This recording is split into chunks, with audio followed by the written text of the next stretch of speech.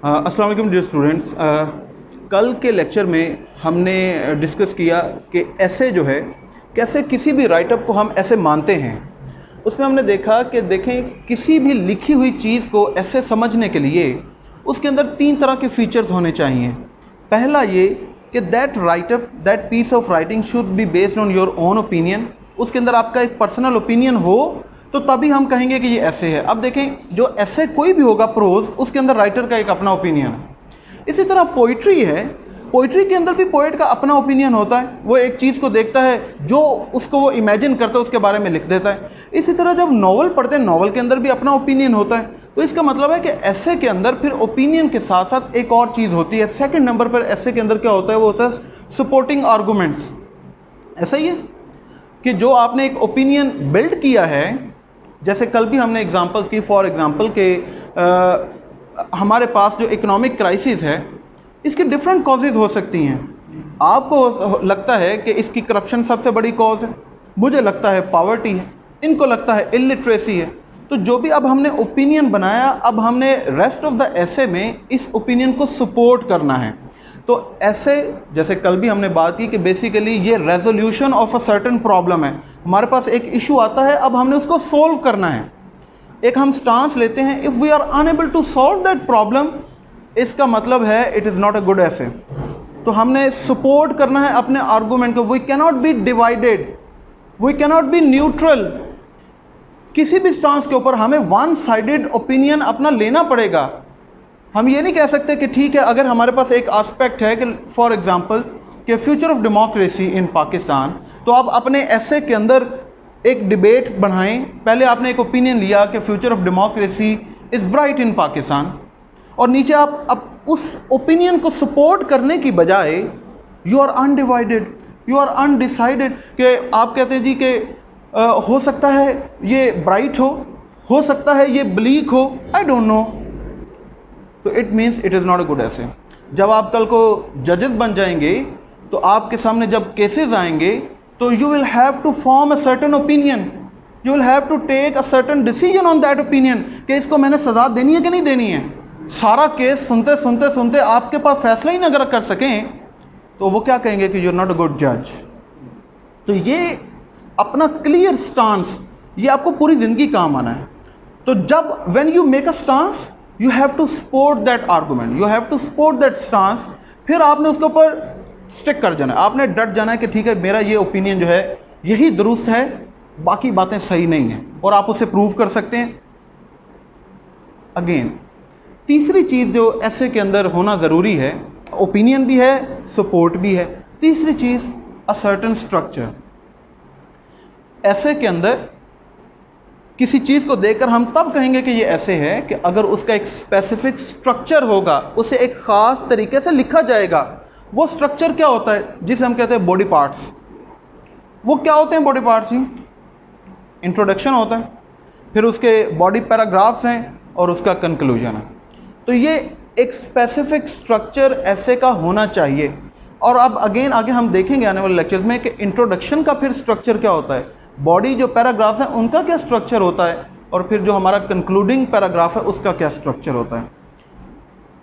अब हम आ जाते हैं, कल जो हम यहाँ पर बात कर रहे थे कि essay is all about your opinion, your stance.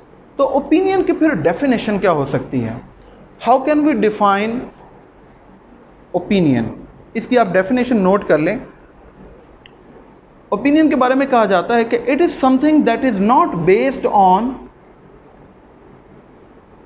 It is something that is not based on empirical data, it is something that is not based on empirical data, EMPIRICAL, empirical data, and absolute reality.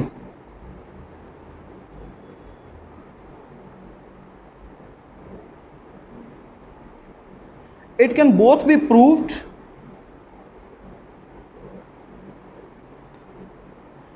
it can both be proved, absolute reality. It can both be proved and unproved. अच्छा, ये definition है opinion की।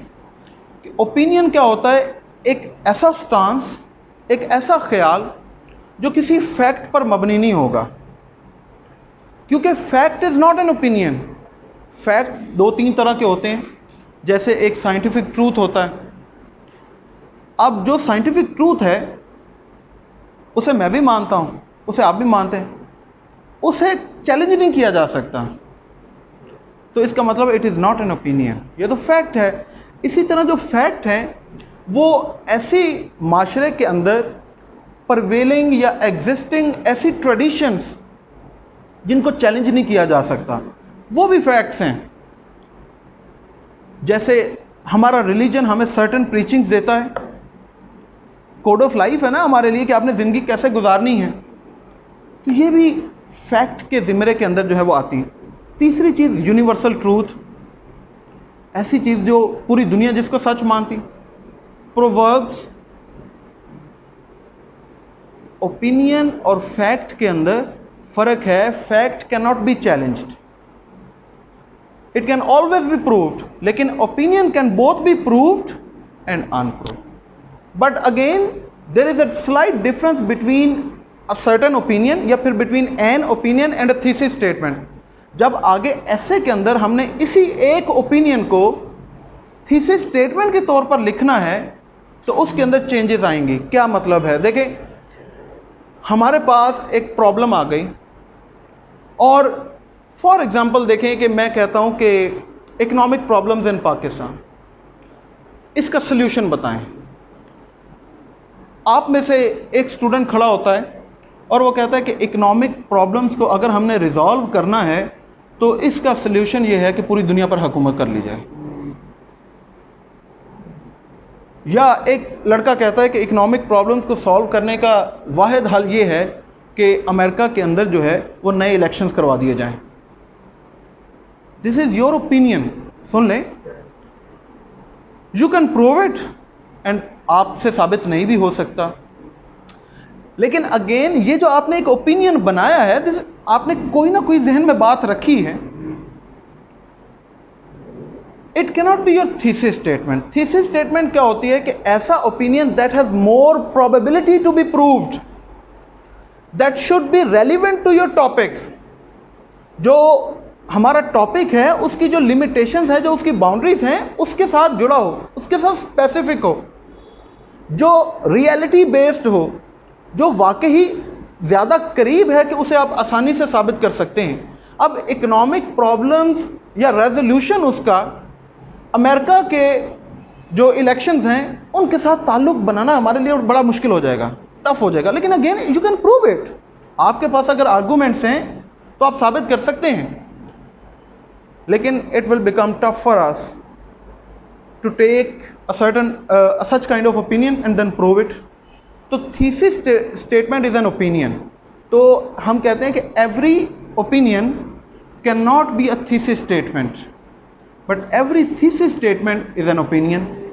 Thesis statement है तो हमारा opinion है। अब हम कहते हैं इकोनॉमिक जो प्रॉब्लम्स उनका रेजोल्यूशन यही है, मोर एम्प्लॉयमेंट, ज़्यादा से ज़्यादा maximum employment, this is our thesis statement.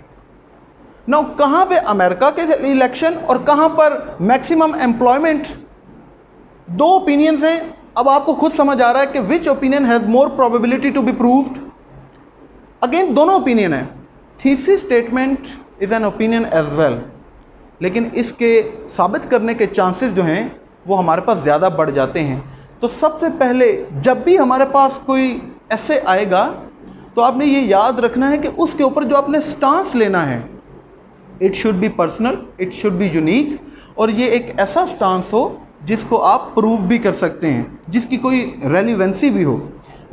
इसलिए जो है वो मैं अब आपको कुछ कैरेक्टरिस्टिक्स ऑफ ओपिनियंस लिखवाने लगा हूँ कि जब भी आप अपना थीसिस स्टेटमेंट बनाएं तो वो कैसा होना चाहिए, उसके सर्टेन कैरेक्टरिस्टिक्स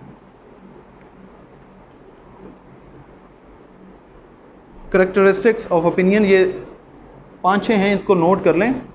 नंबर 1 पे है जी हमारे पास, बहुत इंपॉर्टेंट, ये आपने याद रखना है कि opinion should not be question based.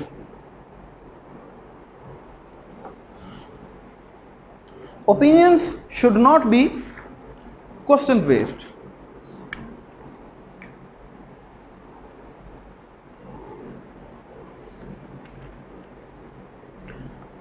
इसके पीछे लॉजिक क्या है कि हमारा एक ओपिनियन जो है वो क्वेश्चन बेस्ड क्यों नहीं होना चाहिए? फॉर एग्जांपल देखें, मैं एक अपना ओपिनियन फॉर्म करता हूं, मैं कहता हूं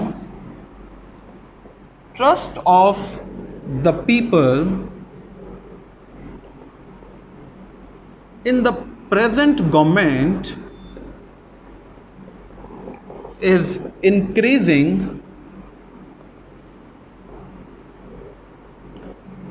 day by day. First of, हमारे पास एक प्रॉब्लम आई, एक टॉपिक आया कि गवर्नमेंट जो है वो बेटर परफॉर्म कर रही है कि बुरा परफॉर्म कर रही है। अब इस टॉपिक के ऊपर मैंने अपना एक ओपिनियन जो है वो फॉर्म किया। मैंने कहा कि नहीं, ट्रस्ट लोगों का जो है वो बढ़ रहा है। व्हाट डज इट मीन कि वो, मैं आगे इसका मतलब है कि पॉजिटिव एस्पेक्ट लिखने जा रहा हूँ ना, यही इसका मतलब है। तो मैंने एक क्लियर कट डायरेक्ट स्टांस ले लिया। अब मेरा कोई स्टांस होगा तो मैं प्रूव करूंगा। मैं ये समझूंगा कि ये कातिल है तो इसे सजा दूंगा। अगर मैं यही ना, आप आखिर में यही ना डिसाइड कर पाऊं कि इसने चोरी की है कि नहीं की, तो सजा मैं कैसे दूंगा, फैसला कैसे करूंगा? अब ये देखें, is the trust of the people increasing? Question mark. क्या ट्रस्ट इंक्रीज कर रहा है? अब मैंने ये एक अपना ओपिनियन बनाया। व्हाट डज इट मीन कि मैं अभी तक डिसाइड नहीं कर पाया। तो जब आप डिसाइड ही नहीं कर पाए तो आप जस्टिफाई किस पॉइंट को करेंगे? समझ आ रही? तो that is why your opinion can not be a question based statement. जब आप सवाल कर रहे हैं, ये questions we can raise those questions in the rest of the essay. हम ऐसे क्वेश्चंस जो हैं वो फॉर्मुलेट कर सकते हैं बार बार, लेकिन वो आएगा नीचे जब हम अपने सर्टन स्टांस को सपोर्ट करने के लिए डिफरेंट आर्गूमेंट्स देते हैं। हम कह सकते हैं कि there are many people who still believe that trust of the people in the government is decreasing actually. अब मैं कहूँगा कि no, they are not right. मैं आगे कहूँगा कि देखें जी, जो अभी रिसेंट पोल हुआ है, जो रिसेंट सर्वे हुआ है, वो कह रहा है कि देखें हमारे जो गवर्नमेंट है वो इतना अच्छा परफॉर्म कर रही है, हमारा जो है वो डेफिसिट कम होता जा रहा है, हमारी इकोनॉमी सेफ हैंड में है। या पॉपुलैरिटी के लिहाज से दुनिया में देखें जी, ये पहले दूसरे नंबर पे हमारा लीडर आ रहा है। तो आप कैसे कह सकते हैं? इसका मतलब है ये ओपिनियंस जो हैं ये रिसर्च बेस्ड हैं, ये फैक्ट बेस्ड है, तो कैसे हम इनको झुटला सकते हैं? तो ये तरीकाकार होता है ओपिनियन का। जो पहला कैरेक्टरिस्टिक कि it should be very clear, simple words में, it should not be question based. दूसरा इसका correct, it should be a complete thought.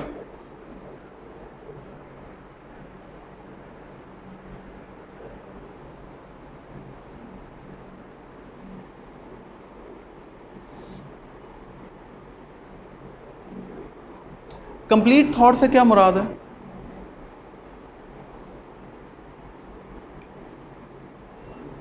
क्या मतलब है जब मैंने कहा कि opinion should be a complete thought या it should be a complete statement?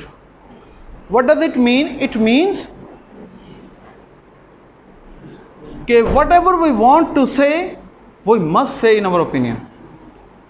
जो भी हम बात कहना चाहते हैं उसे डायरेक्टली कहें ताकि पता तो चल सके कि आपका ओपिनियन क्या है। फॉर एग्जाम्पल देखें,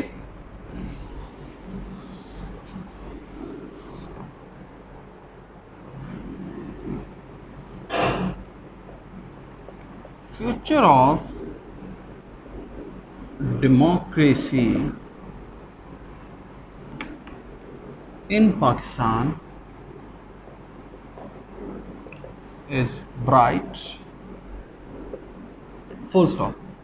आगे मैं और भी लिख सकते हैं इसके ऊपर, लेकिन फॉर एग्जांपल हमने ये एक ओपिनियन जो फॉर्म किया है, जब भी आप इस सेंटेंस को पढ़ेंगे तो आपको पता चल जाएगा कि राइटर क्या कह रहा है, राइटर का मकसद क्या है, उसका आइडिया क्या है, वो किस तरह सोच रहा है, ये नहीं पता चलेगा। तो आप कभी भी ऐसी स्टेटमेंट ना लिखें कि जिसको पढ़ के आपके रीडर को ये अंदाज़ा ही ना हो कि आगे आपने कौन सा स्टांस जो है वो टेकअप करना है, आप किस बात को सपोर्ट करने जा रहे हैं। इट मीन्स कि मैं अपने इस पूरे ऐसे के अंदर इस कॉन्सेप्ट को सपोर्ट करने जा रहा हूँ। It should be a complete thought. तीसरा इसका फीचर जी, जो मैं आपको बारहा बता चुका हूँ, it should not B based on facts,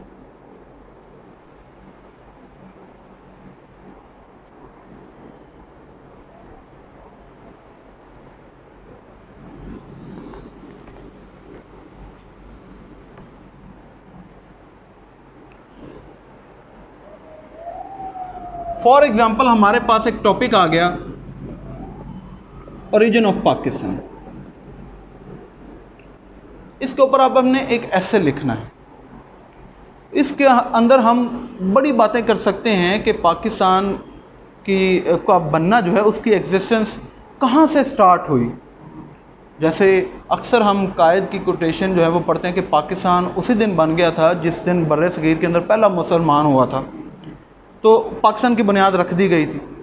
अब हमने इसके अंदर ये भी कि ओरिजिन ऑफ पाकिस्तान जो है ये अभी इसके ऊपर बहुत सारी डिबेट चलती है कि ये वायबल ऑप्शन थी भी या नहीं, या ये सूटेबल ऑप्शन थी भी या नहीं सब कॉन्टिनेंट के लिए, कि कुछ मुसलमान इधर रह गए कुछ उधर रह गए, एक तीसरा मुल्क बन गया, लड़ाई झगड़ा। अब इसका मैं एक ओपिनियन बनाते हुए थीसिस स्टेटमेंट लिखते हुए फ़र्ज़ कर ले मैं लिखूँ Pakistan came into being on August 14th 1947, full stop. ये मैंने ओपिनियन बनाया है। ये मैंने क्या किया है? यस। तो हम इस तरह के थीसिस स्टेटमेंट, अभी हम आगे आएंगे कि थीसिस स्टेटमेंट क्या होती है और क्या, लेकिन जो हमने एक स्टांस लेना है वो हम ऐसा स्टांस नहीं ले सकते which is based on a certain fact. अब ये फैक्ट है, इसको कोई चैलेंज तो नहीं कर सकते, इसको झुटलाया तो नहीं जा सकता। तो जो historical, cultural, political, economic facts हों वो हमारे थीसिस स्टेटमेंट, वो हमारे ओपिनियंस नहीं बन सकते। ये हमारा ओपिनियन है, ये तो सारी दुनिया को पता है। आगे चलें, अगला इसका जो क्या फीचर है, it should be specific to topic.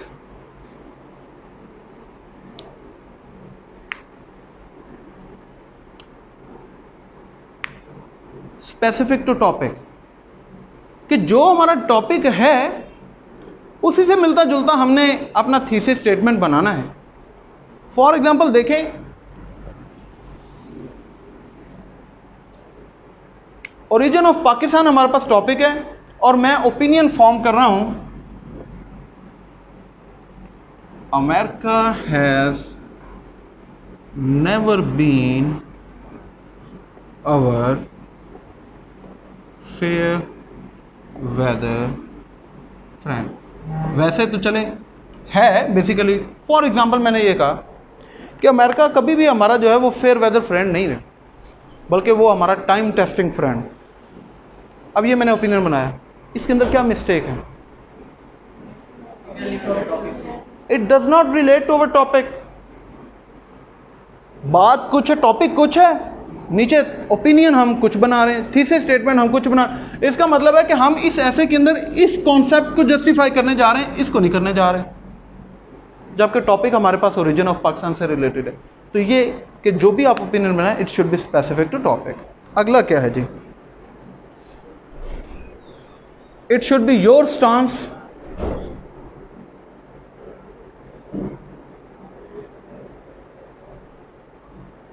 It should be your stance या it should be a personal opinion. लेकिन ये पर्सनल ओपिनियन या योर स्टांस से मुराद ये नहीं है कि आप कोई ऐसी बात कर ही नहीं सकते जो पहले किसी ने एक दफ़ा कर दी हो। जैसे हम बार बार हमारे पास आ जाए एनर्जी क्राइसिस इन पाकिस्तान, इसको हमने कैसे ओवरकम करना है। तो अब इसके ऊपर हम इतना कुछ पढ़ चुके हैं, इसके ऊपर इतना कुछ लिखा जा चुका है, तो अब हम इस परेशानी में पड़ जाए कि मैं क्या लिखूं? नहीं, इसके ऊपर फॉर एग्जांपल आपसे पूछा जाता है कि हाँ जी बताएं जी कि एनर्जी क्राइसिस आपको क्या लगता है कि कैसे रिजॉल्व किया जा सकता है। एक ओपिनियन देना है आपने, और देखें ना गर्मी में लोड शेडिंग फिर बढ़ती जा रही है। वो कराची के अंदर कितना मसला बना हुआ है, बताएं शाबाश, कोई एक तो वजह बता दो कि कैसे हम ये मसला हल करेंगे हमेशा हमेशा के लिए। हाँ शाबाश। देखें ये इन्होंने कहा जी कि ज़्यादा से ज़्यादा डैम्स बनाएं, आपको क्या लगता है? चलें ठीक है जी। इन्होंने कहा कि जो हमारे पास रिन्यूएबल सोर्सेज हैं उनका कम से कम जो है वो इस्तेमाल किया जाए। ऐसे सोर्सेज जो दोबारा जो है वो इस्तेमाल नहीं किए जा सकते, आप यही कह रही हैं? अच्छा सॉरी ठीक है। इन्होंने कहा ओके इन्होंने कहा जी कि हमारे पास जो पाकिस्तान को अल्लाह ने इतने ज़्यादा नेचुरल रिसोर्सेज दिए हैं, हमने उनका प्रॉपर यूज़ नहीं किया। अगर हम उनके प्रॉपर यूज़ कर लें तो ये एनर्जी क्राइसिस तो कोई मसला ही नहीं है। जैसे हाइडल, सोलर, ठीक है, ये इस तरह के अगर हम जो है वो सोर्सेज की तरफ चले जाएं तो इशू नहीं है। अच्छा जी, आपको क्या लगता है? हाँ, विंड की तरफ चले जाएं। ये इन्होंने कहा जी कि अगर अब देखें, ये याद रखें, जो भी आप ओपिनियन ले रहे हैं आपको लगता है कि ये सबसे बेहतरीन ओपिनियन है। अगर इन्होंने कहा कि अब तीनों की जो डायमेंशंस हैं वो चेंज है, उन्होंने कहा जी डैम्स बनाएं। अब ये अपना पूरा ऐसे जो है इट शुड रिवॉल्व अराउंड जो नीड हमें क्यों है और कितनी जल्दी हमें कितने ज़्यादा बनाने चाहिए, ये उसकी इंपॉर्टेंस की तरफ जाएंगे। और उसके अंदर वो अपना डाटा पुट करेंगे कि देखें कितने डैम्स हम बनाए, वहाँ पर बन रहा है, ये बन रहा है, हमारे बाकी दुनिया ने देखे क्या किया, इंडिया क्या कर रहा है, अमेरिका ने, तो उन्होंने अपने क्राइसिस को ऐसे रिजॉल्व किया, हम भी कर सकते हैं, क्यों नहीं कर सकते।